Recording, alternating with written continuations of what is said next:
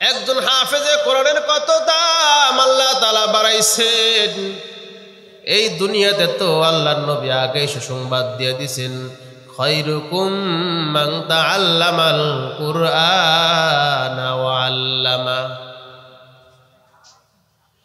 আল্লাহ রাসূল সাল্লাল্লাহু আলাইহি ওয়াসাল্লাম বলেন, যে ব্যক্তি কোরআন শেখে এবং কোরআন শিখায় তারা হলো সর্বোত্তম। আল্লাহ তাআলা বলেন, একজন হাফেজে কোরআনকে কিয়ামতের ময়দানে একটা নূরের টুপি পরানো হবে, যেই টুপি দেখে পুরা কিয়ামতের ময়দানের সমস্ত মানুষ চিনতে পারবে যে এটা হাফেজে কোরআন। যেই ব্যক্তি বেশি বেশি কোরআনের তেলাওয়াত করবে আল্লাহ পাক রব্বুল আলামিন তাকে কবরে হেফাজত করবে, হাশরে হেফাজত করবে, ফুলসিরাতে হেফাজত করবে। যখন মাইয়াতকে কবরে রাখা হবে, মাইয়াতকে কবরে রাখা হয়, এই রাখা পর্যন্ত তার সাথে তিনটি জিনিস যায়। কয়টি জিনিস যায়? তিনটি জিনিস যায়। এক নম্বরে তার সাথে তার আত্মীয় স্বজন যায়, এরপরে তার সাথে কিছু মাল সামানা খাট যায়, এরপরে তার সাথে কি যায়? তৃতীয় নম্বরে তার সাথে আমল যায়। মাইয়াত মনে করে এই যে আমি কবরের দিকে যাইতেছি, মনে হয় আমার সাথে এই সাথীগুলাও যাবে, আমার আত্মীয় স্বজন গুলাও মনে হয় কবরে যাবে। সে চিন্তা করে এই তো আমাকে কবরে নামাইতেছে, আমার আত্মীয় স্বজন আমার সাথে কবরে নামতেছে। সে চিন্তা করে আমার সাথে মনে হয় কবরে তারা থেকে যাবে। ও মুসলমান, এই মাইয়াত কবর থেকে দেখে আস্তে আস্তে একজন একজন করে সবাই উঠে যাইতেছে, তার থেকে সবাই পৃথক হয়ে যাইতেছে, খাটিয়ারা তার থেকে সরানো হইতেছে। আস্তে আস্তে সবাই সরে গেল, মাল সরে গেল, তার আত্মীয় স্বজন সরে গেল, তার সাথে আর কে আছে? বলেন, আমল আছে। আমল সে যদি ভালো আমল করে তার সাথে ভালো মুআমেলা করা হবে, আর আমল যদি ভালো না হয় তার সাথে এরকম ব্যবহার করা হবে যেই রকম সে আমল দুনিয়ার থেকে নিয়ে গেছে। এই মরণ আমাদের সামনে আছে না? এই মরণ আমাদের সবার সামনে আছে। এই মরণের প্রস্তুতি নেওয়ার দরকার আছে কি নাই বলেন? নামাজ না পড়লে প্রস্তুতি হবে? কোরআন তেলাওয়াত না করলে প্রস্তুতি হবে? নামাজ না পড়লে প্রস্তুতি হবে না, কোরআন তেলাওয়াত না করলে প্রস্তুতি হবে না। যখন মাইয়াতকে কবরে রাখা হয়, কবরের সাথে সাথে ফেরেশতা চলে আসে। ফেরেশতা এসে প্রশ্ন করতে থাকে, মার রব্বুকা, তোমার রবকে? যদি সে সহি কোরআন এবং হাদিসের আমল করে যায়, আল্লাহ পাক তাহাকে সাহায্য করেন এবং সে সহি উত্তর দিতে থাকে, সঠিক উত্তর দিতে থাকে। মার রব্বুকা, সে বলে আমার রব হলো আল্লাহ। আমাদের রবকে? আবার বলেন আল্লাহ। মান দীনুক, সে বলতে থাকে তোমার দিন কি? সে যদি ইসলামিক আইন অনুযায়ী দুনিয়াতে চলাফেরা করে, সে বলতে পারে আমার দিন হলো ইসলাম।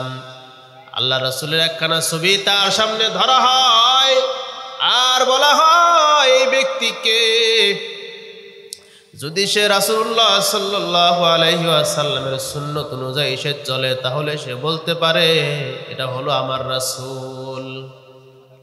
হারদ মাজমা সদরুদু সদ সালাম বর রাসূলু আলু আসহাবুশ তামাম।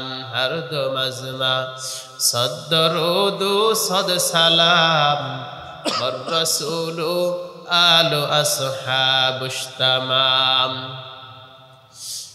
ও মুসলমান, এই কোরআন তখন সাথে থাকে যদি মুমিন ঈমানকে যদি কবরে নিয়ে যাইতে পারে, তাহলে এই কোরআন তার সুপারিশ করে। যখন মাথার দিক দিকে আযাব আসতে থাকে তখন কোরআন বাধা দেয়। যখন ডাইনের দিক থেকে আযাব আসতে থাকে এই কোরআন এই আযাবকে বাধা প্রদান করে। যখন বাম থেকে আযাব আসতে থাকে তখন কোরআন বাধা প্রদান করে। আর কোরআন বলে, তুমি কোনো চিন্তা করো না, আমি তোমার সাথে আছি। এইভাবে সে ঘুমাইতে থাকে। আল্লাহ পাক রব্বুল আলামিন তাকে জান্নাতের বিছানা বিছায়া দেয়, সে আরামসে ঘুমাইতে থাকে। আর যখন কিয়ামতের ময়দান শুরু হয়ে যাবে, এই কোরআন কি করবে? এই কোরআন তখন তার সাথে সে সাক্ষাৎ করবে যে আমাকে কি তুমি চিনো? সে তো চিনবে না। কোরআন এই ব্যক্তিকে জিজ্ঞাসা করবে, ও মুমিন, তুমি কি আমাকে চিনছো? এই মুসলমান ইমানদার ব্যক্তি বলবে, না, তোমাকে তো আমি চিনতে পারতেছি না। তখন কোরআন বলবে, আমি হলাম ওই কোরআন যাকে তুমি দুনিয়াতে তেলাওয়াত করেছো, রাত্রির গভীরে উঠে উঠে তেলাওয়াত করেছো, প্রতিদিন ফজরের পরে বসে বসে তেলাওয়াত করেছো। আমি কোরআনের উপরে তুমি আমল করেছো, কোরআন অনুযায়ী জিন্দেগি করেছো। আমি সেই কোরআন তোমাকে রাত্রিবেলায় ঠিক মতো ঘুমাইতে দিতাম না। রাত্রিতে দাঁড়াইয়া দাঁড়াইয়া, নামাজে দাঁড়াইয়া আমাকে তেলাওয়াত করতে। ফজরের পরে তুমি তেলাওয়াত করতা, ইশারের পরে তুমি তেলাওয়াত করতা, সব সময় তুমি তেলাওয়াত করেছ। আজ আমি তোমার সাথে আছি, আজ আমি তোমার সাথে এমন ভাবে লেগে আছি, আমি তোমাকে জান্নাতে পৌঁছানো পর্যন্ত আমি তোমার থেকে পৃথক হব না। বলেন সুবহানাল্লাহ। আমরা সবাই কোরআন তেলাওয়াত করবো তো ইনশাআল্লাহ। যারা পারি না তারা আজকের থেকে চেষ্টা করবো ইনশাআল্লাহ। কি বলেন? চেষ্টা করবো যে সবাই যেন কোরআনে কারিমের তেলাওয়াত করতে পারে। কোরআনে কারিমের তেলাওয়াত যেই ঘরের মধ্যে হবে, আল্লাহ পাক রব্বুল আলামিন সেই ঘরের মধ্যে বরকত দান করবেন। কি করবেন? আজকে এসে বলে, হুজুর, আমার ঘর থেকে কোনো বালা মুসিবত দূর হইতেছে না, অভাব অনটন দূর হইতেছে না, আমার ঘরে শুধু অশান্তি। ও আল্লাহর বান্দা, তুমি যে শান্তির কথা চিন্তা করো, সারা বছরের মধ্যে তুমি কি কোনো একটা সময় তোমার ঘরের মধ্যে কোরআনের কারিমের তেলাওয়াত করো? কোরআনের কোনো তেলাওয়াত তোমার ঘরের মধ্যে নাই। তোমার ঘরটা এখন শয়তানের বাসা হয়ে গেছে। তুমি নাফরমানি করতে করতে তোমার কলবটা শয়তানের বাসা হয়ে গেছে। তোমার কলব আর ভালো কথা শুনতে চায় না, তোমার দিলের মধ্যে আর ভালো কথা ঢুকতে চায় না, তোমার দিলের মধ্যে আর ভালো কথা প্রবেশ করতে চায় না। আমরা দেখি যখন মানুষের মধ্যে অসুস্থতা আসে, যখন অসুস্থতা আসে, যখন মানুষের জ্বর হয়, ঠান্ডা হয়, তখন কি ভালো খাবার ভালো লাগে? কি বলেন? আপনাকে যদি গোস্ত ভুনা করে দেওয়া হয়, বলেন তিতা লাগে? আপনাকে যদি ভালো ভালো খাবার ভুনা করে দেওয়া হয়, বলেন তিতা লাগে, স্বাদ লাগে না, কোনো টেস্ট পাইতেছি না। আসলে কি তরকারি খারাপ নাকি আপনার শরীর খারাপ? বলেন, শরীর খারাপ, আপনার রুচি নষ্ট হয়ে গেছে। মুসলমান, মানুষ যখন নাফরমানি করে, নাফরমানি করতে করতে কলবটা শয়তানের বাসা হয়ে যায়। নাফরমানি করতে করতে কলবটা শয়তানের বাসা হয়ে যায়। তখন কলবের মধ্যে আর আল্লাহ পাকের কোনো কথা ভালো লাগে না, কোরআনের তেলাওয়াত ভালো লাগে না, আমলের কোনো কথা ভালো লাগে না, মসজিদ ভালো লাগে না, মাদ্রাসা ভালো লাগে না। ও মুসলমান, কোনো কিছু আর ভালো লাগে না, শুধু নাফরমানি ভালো লাগে। এই জন্য আমাকে চিকিৎসা করতে হবে। কি চিকিৎসা করতে হবে? বেশি বেশি কোরআন তেলাওয়াত করতে হবে। এই কোরআন তেলাওয়াত করলে আল্লাহ পাক রব্বুল আলামিন দিলের সমস্ত ময়লা দূর করে দিবেন। বলেন আমিন। ও মুসলমান, কোরআন তেলাওয়াত করলে আল্লাহ পাক রব্বুল আলামিন ঘরের মধ্যে বরকত দিয়া দিবেন, হায়াতের মধ্যে বরকত দিয়া দিবেন। ঘরের যত সদস্য আছে সবার মান মর্যাদা আল্লাহ তাআলা বৃদ্ধি করে দিবেন। আর যদি কোরআন তেলাওয়াত না হয় তাহলে কি হবে? কোরআনের তেলাওয়াত যদি না হয়, কোরআনের তেলাওয়াত যদি না হয় তাহলে ঘরটা শয়তানের বাসা হয়ে যাবে। ও মুমিন, এই কোরআনকে কেন আল্লাহ পাকের কালাম বলা হয়? আল্লাহ পাকের কালাম এই জন্য বলা হয়, এই কালামে পাক অবতীর্ণ করার ৭০,০০০ বছর পূর্বে, ৭০,০০০ বছর পূর্বে আল্লাহ পাক রব্বুল আলামিন এই কালামে পাক নিজে তেলাওয়াত করেছে। এই কালামে পাক নিজে তেলাওয়াত করেছে। যেই ব্যক্তি কোনো কথা বলে তাহার কথাকে তাহার বাণী বলা হয়। আল্লাহ পাক রব্বুল আলামিন এই কালামে পাক নিজে তেলাওয়াত করেছে। এই জন্য এই কালামকে আল্লাহ পাকের কালাম বলা হয়। এই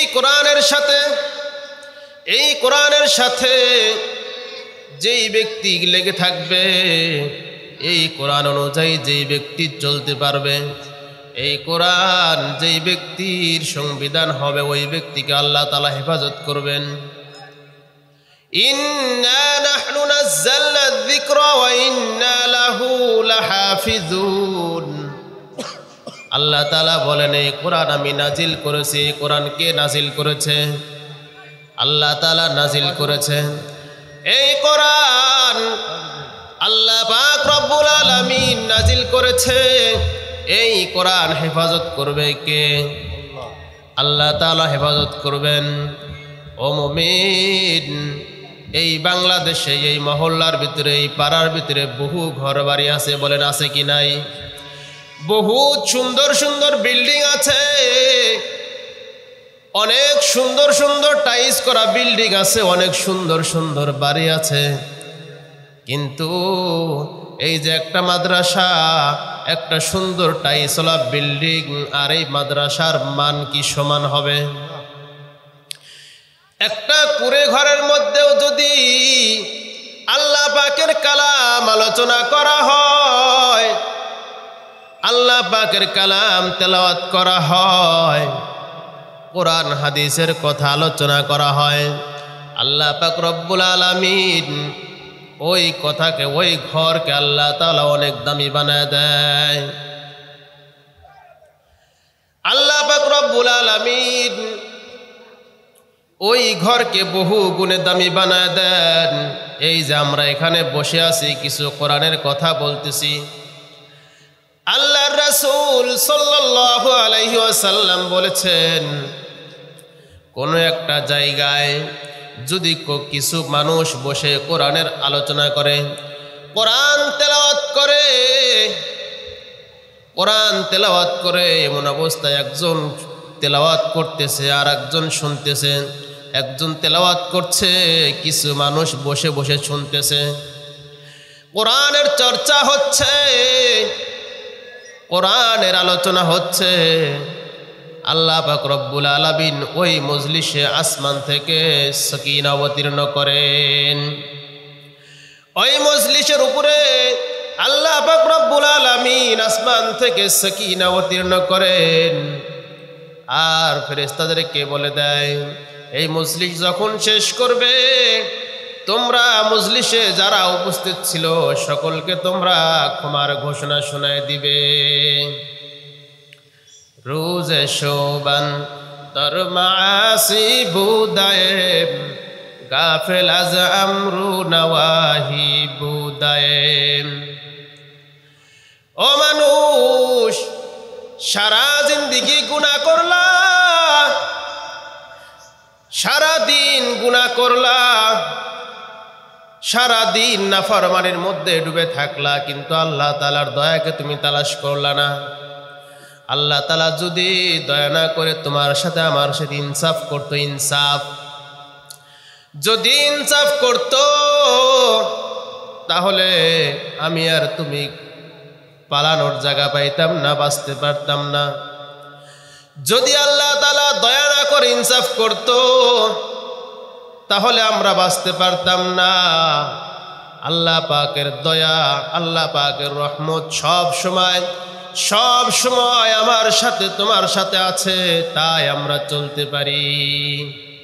আল্লাহ পাকের দয়া, আল্লাহ পাকের রহমত যদি আমাদের সাথে না থাকতো আমরা কি চলতে পারতাম? আমরা ওঠা বসা চলাফেরা সব সময় আল্লাহ তাআলার রহমতের মুহতাজ, আল্লাহ পাকের দয়ার মুহতাজ।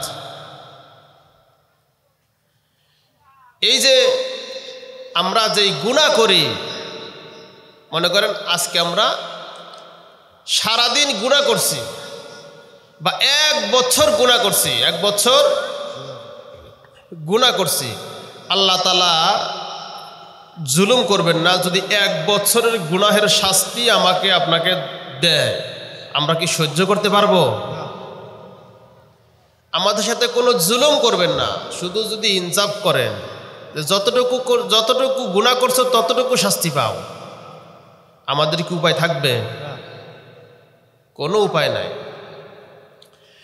ও মুমিন, আজ তুমি মশার কামড় সহ্য করতে পারো না,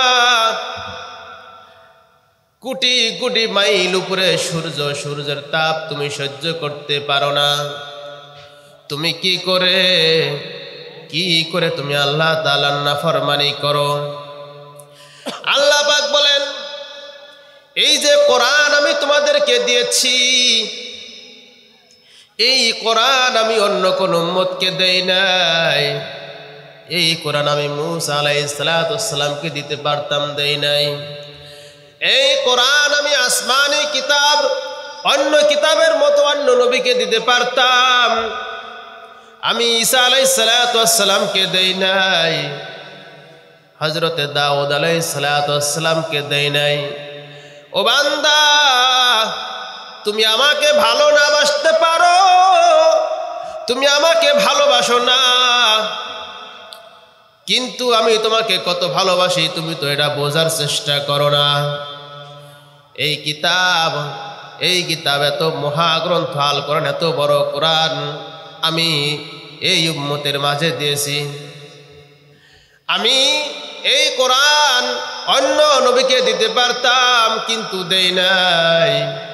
ও মুসলমান, আমি তোমাকে অন্য নবীর উম্মত বানাইতে পারতাম, কিন্তু বানাই নাই। আমি তোমাকে আদম আলাইহিস সালামের উম্মত বানাইতে পারতাম। ও বান্দা, তুমি কি কিছু করতে পারতা না? তোমাকে আমি হযরতে নূহ আলাইহিস সালামের উম্মত বানাইতে পারতাম, বানাই নাই। আমি তোমাকে বেছে বেছে সুন্দর করে বাছাই করে উম্মতে মুহাম্মাদের অন্তর্ভুক্ত করেছি। তোমাকে আমি অনেক ফজিলতপূর্ণ মর্যাদা দান করেছি। কেমন মর্যাদা দান করেছি? কিয়ামতের ময়দানে যতক্ষণ পর্যন্ত এই মুহাম্মদ সাল্লাল্লাহু আলাইহি ওয়াসাল্লামের উম্মত বেহেশতে প্রবেশ না করবে, অন্য কোন নবীর উম্মত বেহেশতে প্রবেশ করতে পারবে না।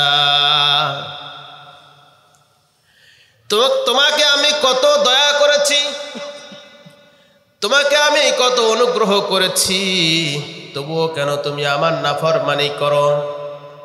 এই পৃথিবীতে বহু লেখক বহু কবিতা লিখেছে, বলেন লিখছে কি লেখে নাই? বহু লেখক বহুত বই লিখেছে, বহুত কিতাব লিখেছে, এখনো লেখে। প্রত্যেকটা লেখক লেখার শুরুতেই কথাটা লিখে দেয়, করজোরে অনুরোধ করে দেয়, আমি এই যে একটা বই লিখলাম, এই যে একটা কিতাব আমি লিখলাম, এই বইটা লেখার জন্য অনেক পরিশ্রম হয়েছে, এই বইটা লেখার জন্য অনেক পরিশ্রম করেছি, যাতে সুন্দর সংস্করণ করতে পারি, সুন্দর একটা বই আপনাদেরকে উপহার দিতে পারি।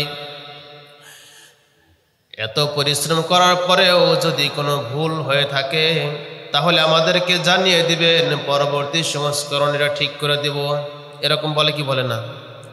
প্রত্যেকটা বইয়ের সাথে এরকম লেখা থাকে না, শুরুতে এরকম লিখে দেয় যে আমি অনেক মেহনত করেছি বইটা সুন্দর করার জন্য, এরপরেও যদি এর বইয়ের মধ্যে কোনো ভুল থাকে আমাদেরকে জানিয়ে দিবেন, আমরা পরবর্তী সংস্করণে এটা ঠিক করে দেব।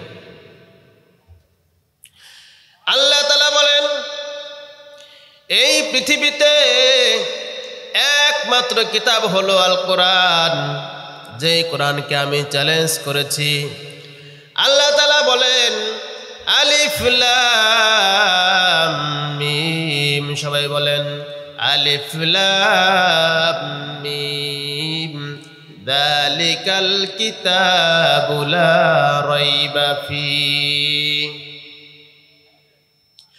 আল্লাহ তাআলা বলেন, এই যে একখানা কিতাব আমি তোমাদেরকে দিয়েছি, এই কিতাব এমন একখানা কিতাব যার মধ্যে কোনো ভুল নাই, ভুল তো দূরের কথা, ভুলের কোনো অবকাশই নাই, কোনো সন্দেহ নাই।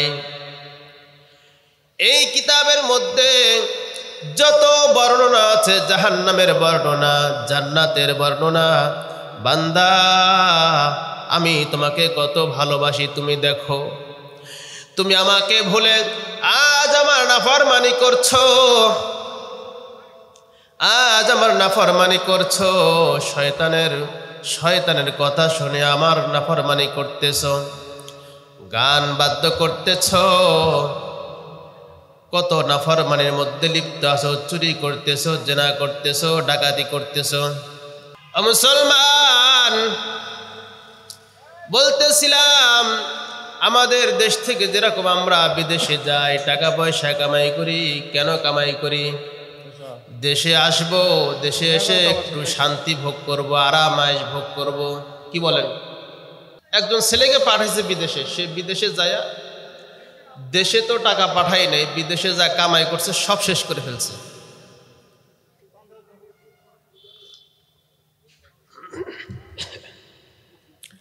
এই যে বিদেশে গেল, বাবা মা কত আশা করে পাঠাইছে না? পরিবারের সবাই আশায় আছে যে আমার ছেলে বিদেশে গেছে, ভাইরা আশায় আছে আমার ভাই বিদেশে গেছে, টাকা পয়সা কামাই করবে, বাড়ি গাড়ি করব। যে ব্যক্তি বিদেশের মাটিতে গেল, কামাই কাজই ঠিক মতো করলো না, বা যাও কামাই করলো ওখানেই শেষ করলো, এই ব্যক্তি যদি দেশে আসে, বলেন ওনার কি আর আরাম আয়েশের জিন্দেগি আছে? দেশে আসার পরে তার আবারও সেই কষ্ট করতে হবে না? বিদেশে যাওয়ার আগে যে কষ্টটা সে করতো, আরো আফসোস করবে, আরে আমার মতো কত মানুষ বিদেশে আসছিল, আমার মতো কত মানুষ আসছিল বিদেশে, তারা বিদেশ থেকে দেশে আইসে এখন তারা বড় বড় গাড়ি বাড়ি নিয়ে ঘুরতেছে, গাড়ি নিয়ে ঘুরতেছে, বাড়ি করতেছে, বিল্ডিং করতেছে, কিন্তু আমি কি করলাম? এই যে 10 বছর পরে তার যে একটা আফসোস, এই আফসোসের কি কোনো মূল্য আছে? এখন কোনো মূল্য নাই।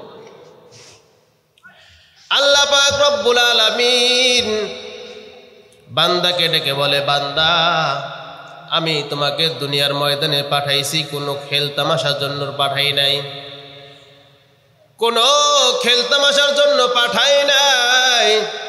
ও বান্দা, আমি তোমাকে পাঠাইছি কেন তুমি একটু শোনো।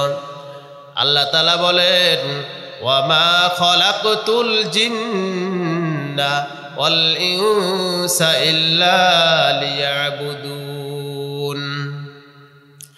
আল্লাহ তাআলা বলেন, আমি তো কোনো নাজ নিয়ামতের জন্য, খেল তামাশার জন্য তোমাদেরকে বানাই নাই। আমি তোমাকে বানাইছি একমাত্র আমার ইবাদত করার জন্য।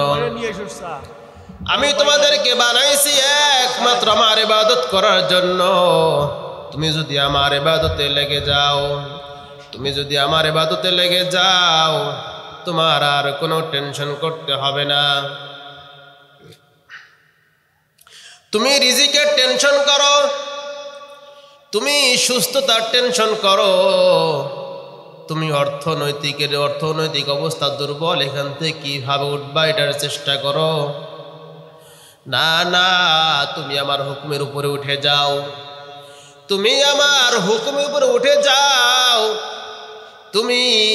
তুমি আমার রাসূলের সুন্নতের উপরে উঠে যাও, তাহলে তোমার সব কিছুর ব্যবস্থা আমি আল্লাহ করে দিব।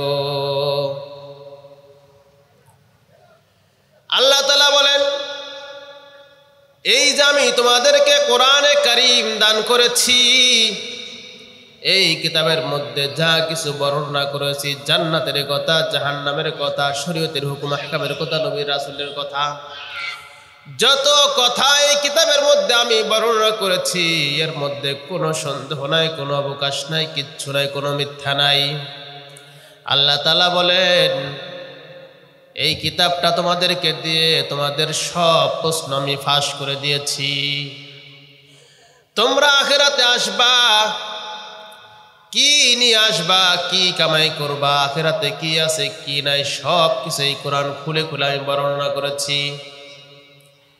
আল্লাহ তাআলা বলেন, ওয়ামা তুকদ্দিমু লিআনফুসিকুম মিন খায়রিন তাজিদুহু ইনদাল্লাহ। আল্লাহ তাআলা বলেন, ও বান্দা, তুমি তো দুনিয়ার ময়দানে আছো, তুমি তো মনে করো তোমার ভাবসাবে বোঝা যায় তুমি আর মৃত্যুবরণ করবা না, তোমার ভাবসাব তোমার চলাফেরায় বোঝা যায় তোমার কাছে আজরাইল আসবে না। এখন আবার অনেকে কি বলে জানেন, যদি আজরাইল আসে আপাতত 10,000 টাকা কিস্তি তুলে দিয়ে দিব। আজরাইল আসলে 10,000 টাকা কিস্তি তুলে আজরাইলকে দিয়ে দিব। মৌত নিয়ে মানুষের কত ঠাট্টা।